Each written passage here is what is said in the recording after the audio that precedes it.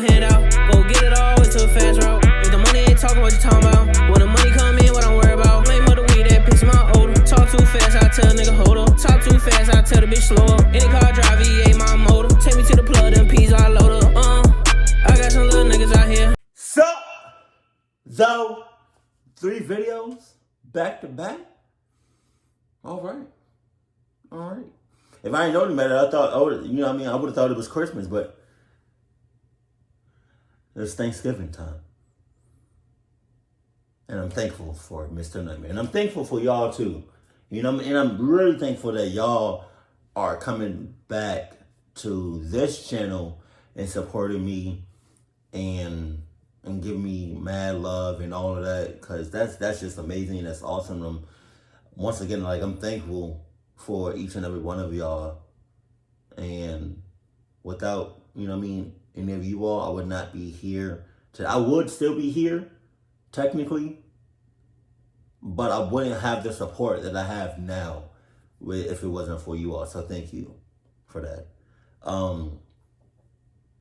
And the reason I don't have popcorn right now is because I literally just got finished eating some Thanksgiving food. And I'm full. Not all the way full, but like I'm satisfied and I'm full at the same time. I don't know how to explain it, but I do not want that extra popcorn sitting on my stomach. But best believe the popcorn is with me. Physically, it's in my living room. It's right here. Right? But I don't know if y'all gonna have like any snacks or anything. Cause it's, you know what I mean, Thanksgiving. So a lot of y'all probably just ate. So yeah. But nevertheless, we got a Mr. Nightmare video. I'm ready to. I could literally watch Mr. Nightmare like all day. But he's been 3 videos back to back to back. All right. Here we go. So, you got your snacks. Got your cuddle buddy. Got your Adidas. Check. Let's get it, though. Did I say something, though? Stop! No.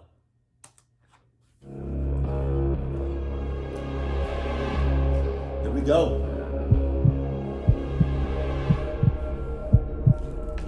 My dad has always been too nice of a guy, like a pushover. Right. I'll just start the story with that.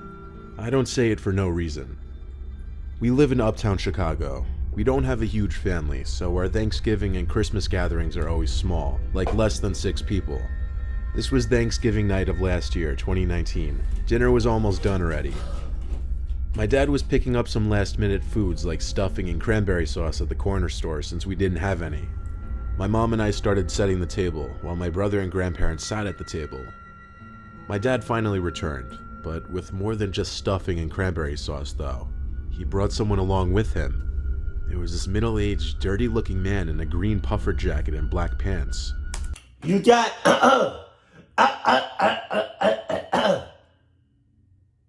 all that. You got all that. Recently, my friend said that when I sing, like, I have a good bass voice. I don't know if my phone is gonna pick it up, but here we go.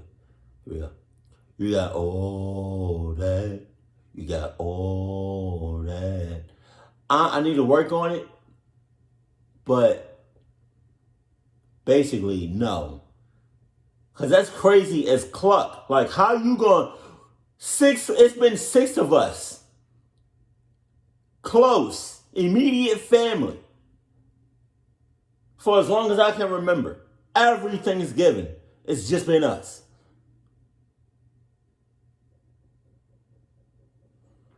What's up?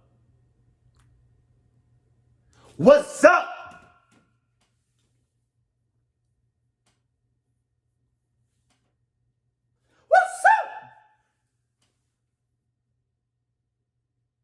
We're not doing this today.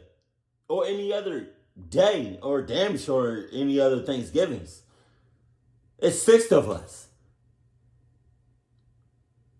He can go ahead and get out.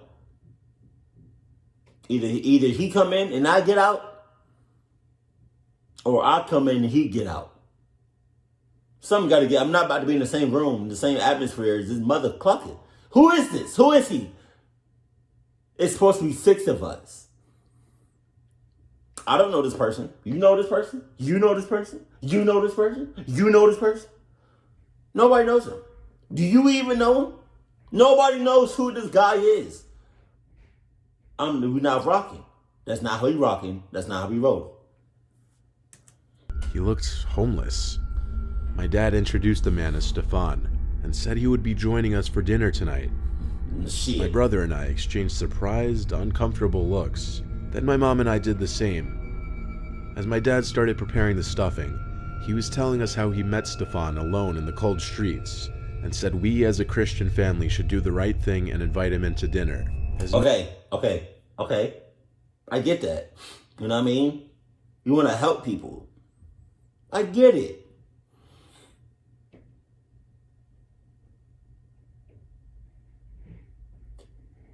But there's a difference in like helping somebody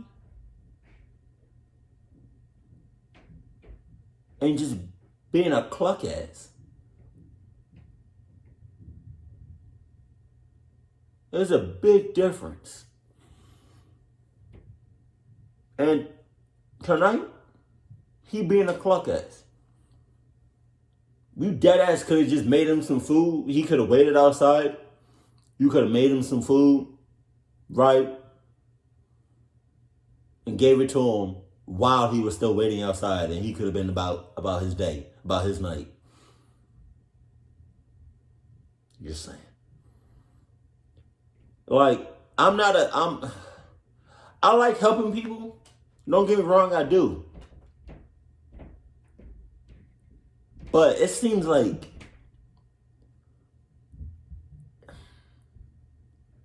I don't know, when you help somebody that you don't know, it's like it's a 50-50. You playing with your life. Or not playing, but like you messing with your life. Like, it's a 50-50. Like, how do you not know that person is going to cluck you up? He or she may or may not cluck you up. You don't know that, so you taking that risk. You definitely could have made him a plate or two. You could have made him wait outside. And you could have gave him like 2 plates and met him outside. You didn't know how to bring him in.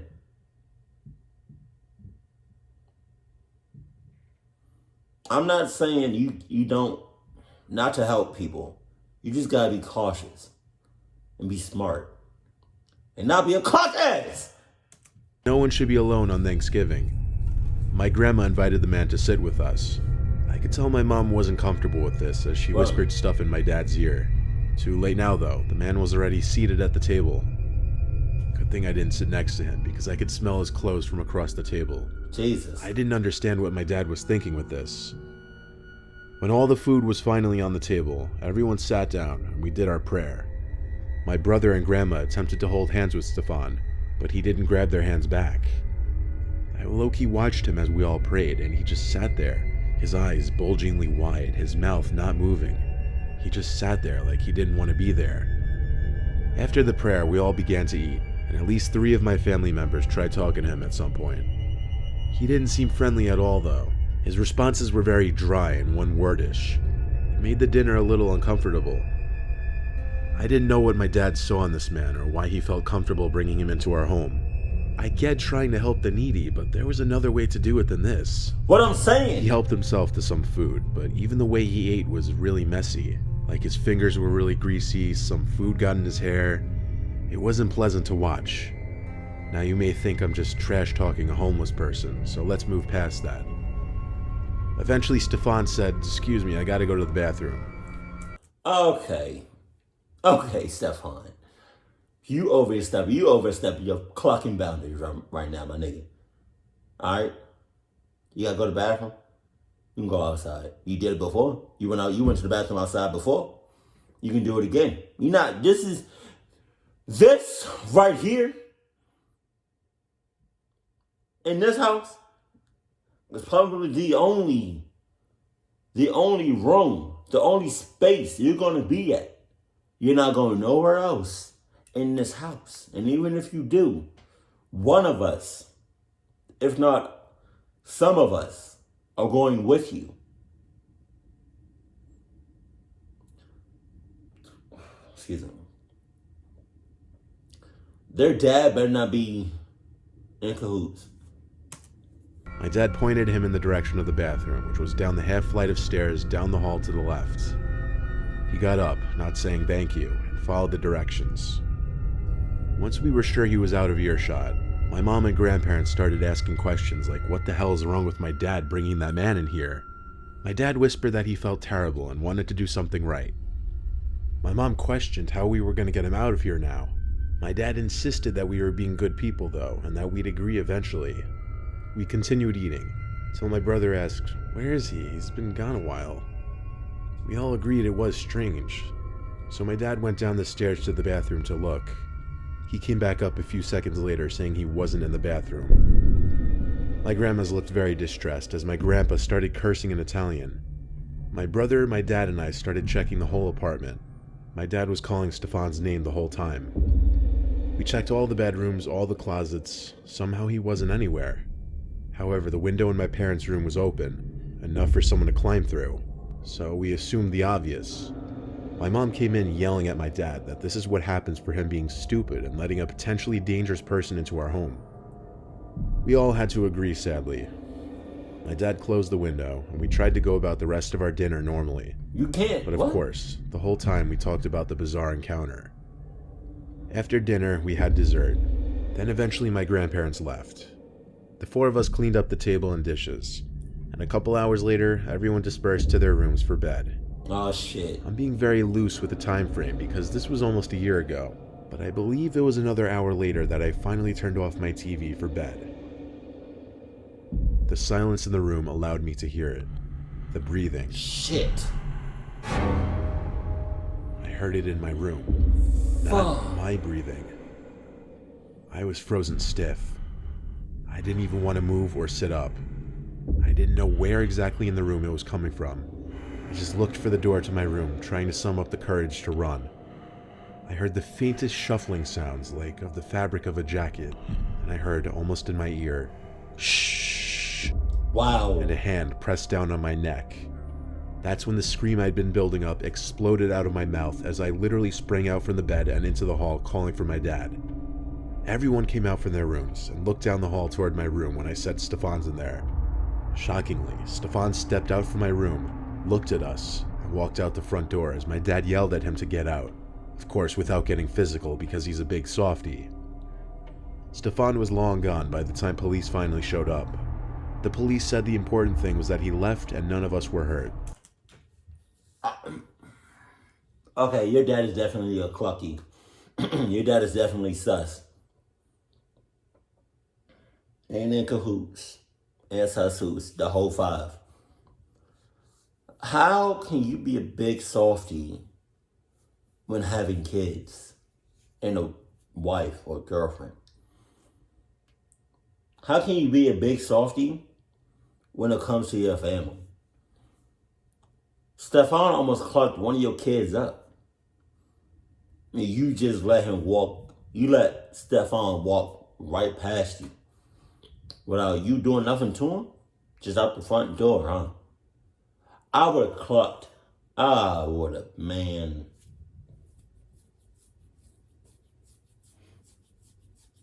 I would have gave Stefan the ones.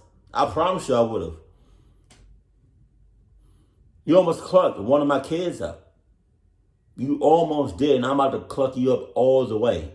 We throwing the ones. Just saying. Straight like that. And now just to make sure to lock the door and windows. They took our description of Stefan and they left.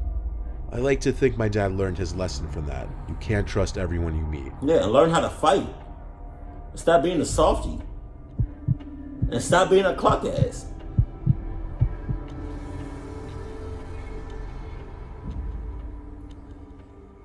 For Black Friday a few years ago, I went to Best Buy. Well, technically it was midnight the night before Black Friday. My local Best Buy is always open late the night before Black Friday.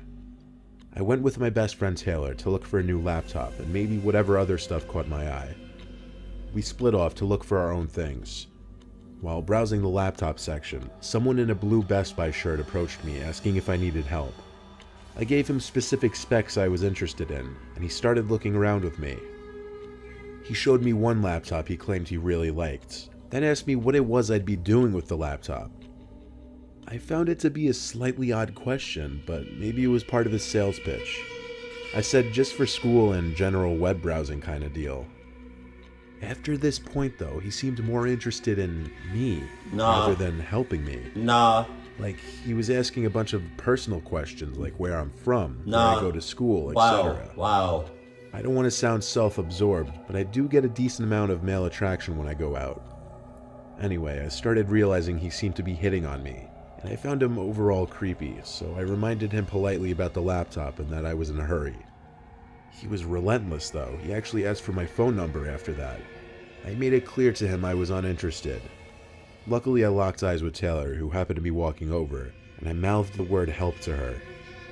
She understood, and she came over and called my name, saying, "Come and hurry." I said, "Sorry, I have to go," to the creepy guy, and followed Taylor away. We walked to the other side of the store. I told her I didn't want to see that guy again. He was obsessive and creepy and didn't get the hints. We left the store after that with plans of going shopping elsewhere tomorrow.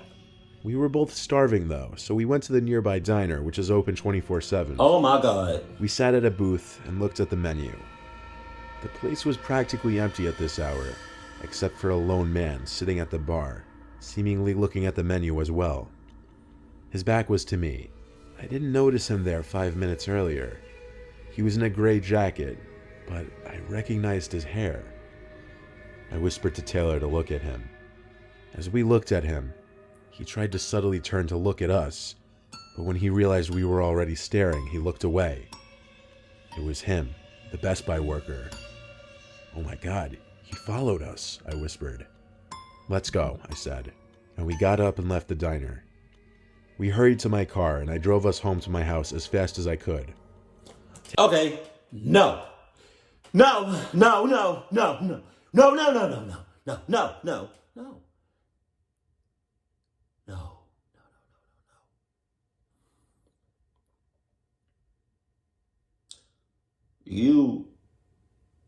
You realize you're being followed.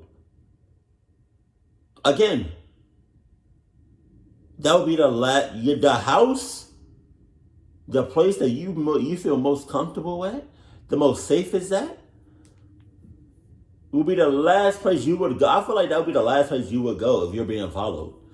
But because y'all two are cluck asses and got the cluck gene, that y'all most definitely had to have gone back home. And because y'all did, I'm pretty sure he followed y'all and about to cluck y'all up.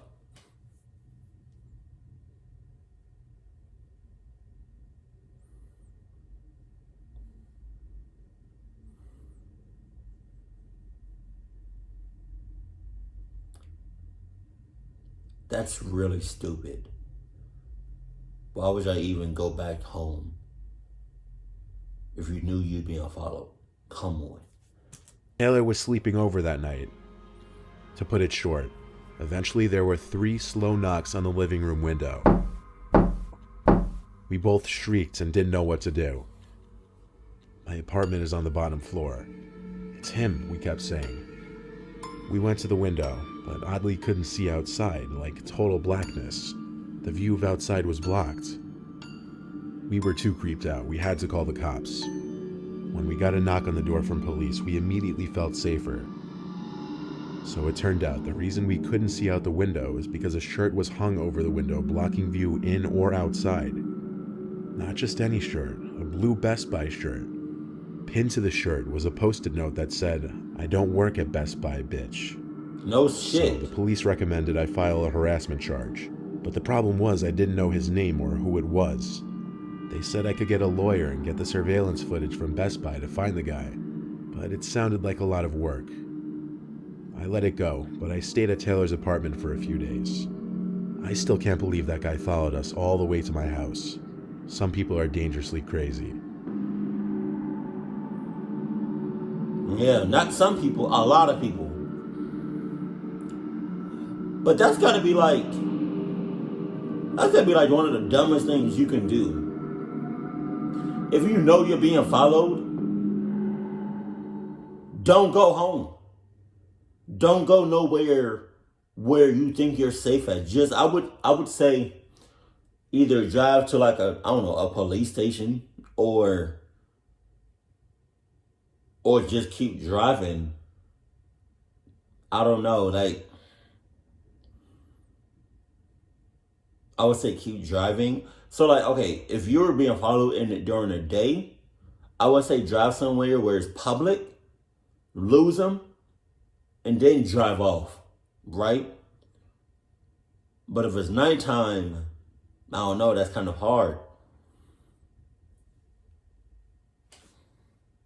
But I don't like that. That just made me, that kind of pissed me off though. I'm not even gonna hold you. I mean, thank God they didn't get hooked up, but still. And then with that whole Thanksgiving joke, like their dad is really sus, right? Definitely a clucky. Has the cluck gene. Because yeah, like I said, like there's a difference between like helping somebody and then just being stupid, being a cluck ass, and that's what he was. And that right there would be enough for me to divorce him, and take the kids. I'm not with that. All it takes is one time. And I'm mad nobody like went with them to the bathroom.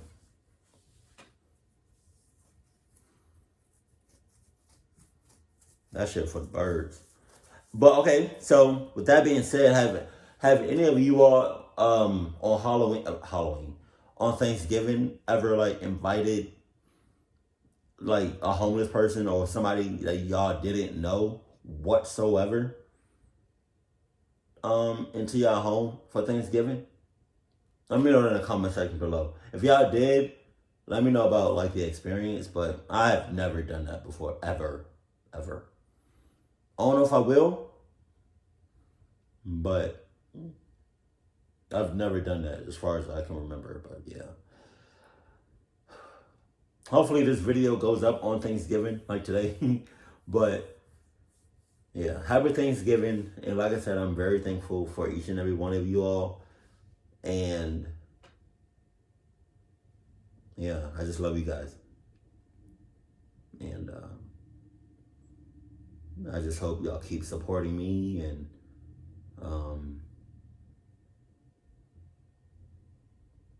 yeah. That's about it. Keep it cool, keep it classy, and I love you. Stay happy, my family.